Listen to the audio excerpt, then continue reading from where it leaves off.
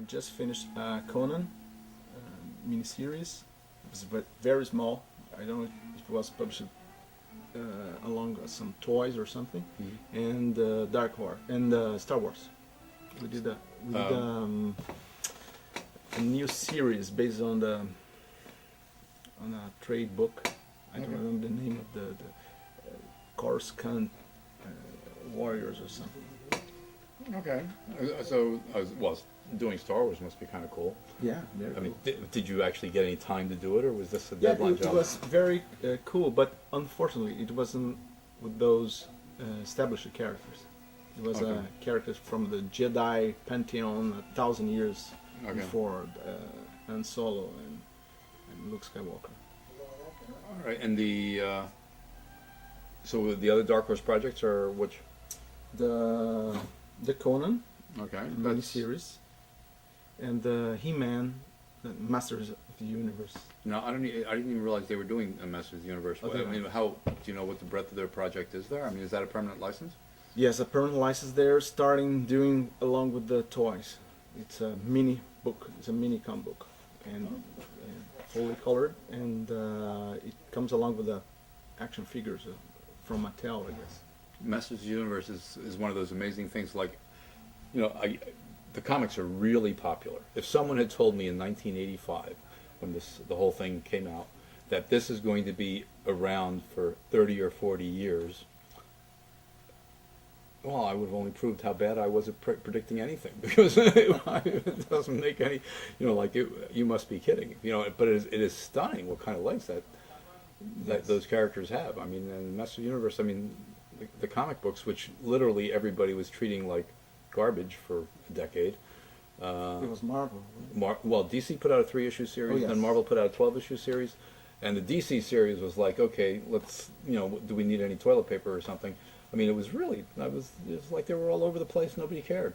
And that was also the time when that wasn't considered a superhero comic, because it was sort of a kiddie cartoon comic. So it had no following whatsoever in the very superhero-ish world that existed at the time. So it was always treated, you know, like, I mean, it was considered some kind of opportunistic little turn of things for DC, and then Marvel picked it up, and it wasn't. Yeah, in those days they treated the extra comic franchise a little different from these days. Today you have a Dark Horse, IDW, Dynamite. They all make a lot of money with movies and books and toys franchise. So it's a brand new market that people are trying to invest. Yeah, and well, I actually have to read those original Masters of the Universe comics just to see what. Now, who's the writer on your? Do you know who? I don't remember the name of the writer, but it's a new guy. It's a new guy. Do you know anything about Dark Horse's plans for the title? They plan to, if this all goes well, doing a new miniseries, then regular comic size, with a brand new writer and a top artist. That's all I know. Okay, so they're sort of testing the same thing that they did with Conan. Right. No, that was amazing. Well, the big thing about Conan was they, by virtue of getting the rights to that, they also got the rights to all that Marvel work, and that, you know, when you think about it, wow, that's actually a ridiculous amount of nifty stuff to suddenly have have some kind of claim on. Well, I told you the editor for Conan and Savage Sword, you know, works here once a week. And does his sort of comic archival thing, and he actually was telling me 10 years ago. He said, "Joe, this stuff is available. You know, this is a good license. This is a good license."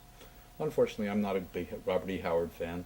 My brother is a huge Robert E. Howard fan, but you know, I read it. That's nice. So back it was for grabs, right? Yeah, it was for grabs, and Richard put out Crossplanes, which was put out. He had the rights for a year for Red Sonja, Solomon Kane. You know, some of the secondary characters, and he was best publisher of the year for Diamond in 2001. I mean, his publications are really pretty. I mean, they're really really nice. He got good people, but they were prematurely pricey. His cover price right out of the gate was $3.99. That was prophetic, and too much for the time. Right? And too much for the time. I mean, it's. So, and also, it's hard for an independent public. I mean, Dark Horse was in a good position take advantage. I mean, that's a a broad universe, and the Marvel reprint stuff.